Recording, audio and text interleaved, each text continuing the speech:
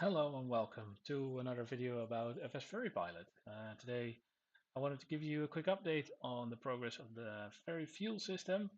As you may have known, I've been working on that for quite a while now, um, mainly finding out how to do the tough things first. And I think the end of that is in sight. But the final step that I wanted to make had to do with weight. And in order to explain what I'm doing, Uh, I put a small diagram on the screen so you can follow along. In blue, we have the system as it is in the simulator. We might have a couple of fuel tanks. We might have one or more fuel pumps connected to the engines. And as the engines run, the fuel pump feeds fuel from the fuel tanks to the engines. And everything is great. The way I modeled the ferry system into that is we can have a ferry tank or multiple ferry tanks really with one or more fuel pumps, and the fuel pumps feed into one of the existing fuel tanks.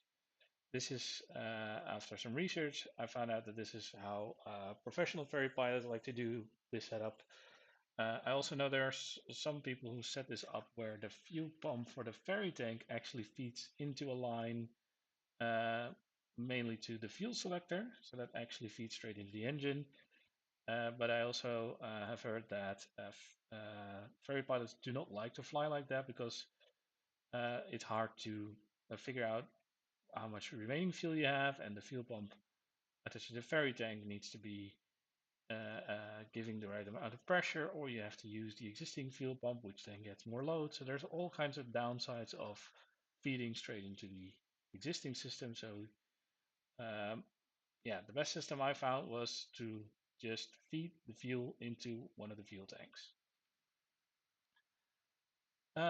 One problem that I figured out when I started work on this was okay, but all this weighs something. So the ferry tank itself has an empty weight, the fuel pump has a weight, and all the fuel that you put in the ferry tank also has a weight.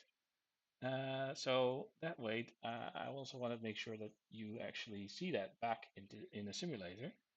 So what I designed is that uh, when you use a ferry system in an aircraft, ferry tanks have a location. Uh, Actually, they can span one or more what they call payload stations in a flight simulator. So a little bit technical, um, but the weight is distributed along these payload stations. And I'll demonstrate that in a little bit. Uh, so at the start, when you start a flight with a ferry fuel system in place, I have to add weight. So that's one step. Then as you start flying and you start pumping fuel from the ferry tank into the normal fuel tanks, the weight here is regulated by the simulator. As the fuel level goes up, so does the weight.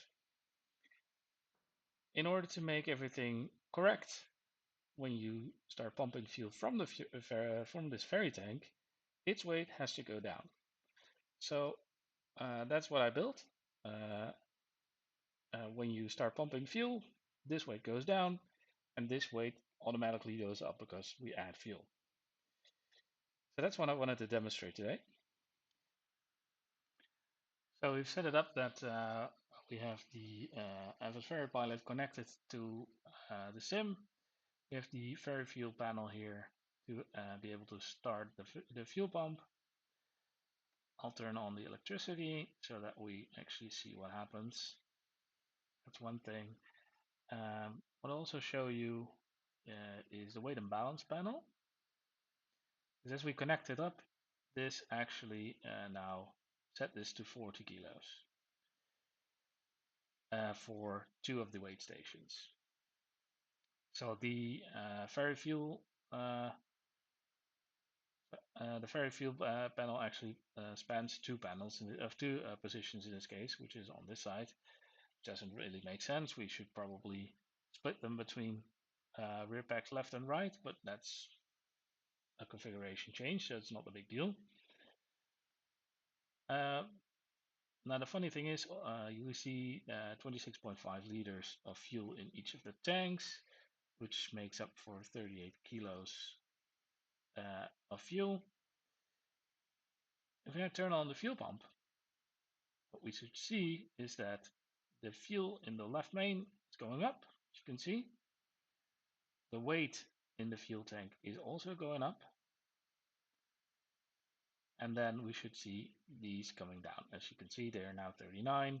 And if we would leave this running, obviously these get lighter and the main tank gets heavier, which is exactly what we want because that's actually what would happen in real life.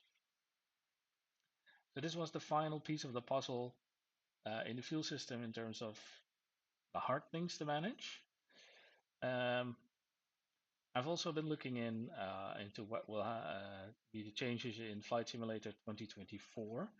One of the things that was mentioned in the latest live meeting where they talked about the SDK is that they will make changes. They made changes to the UI.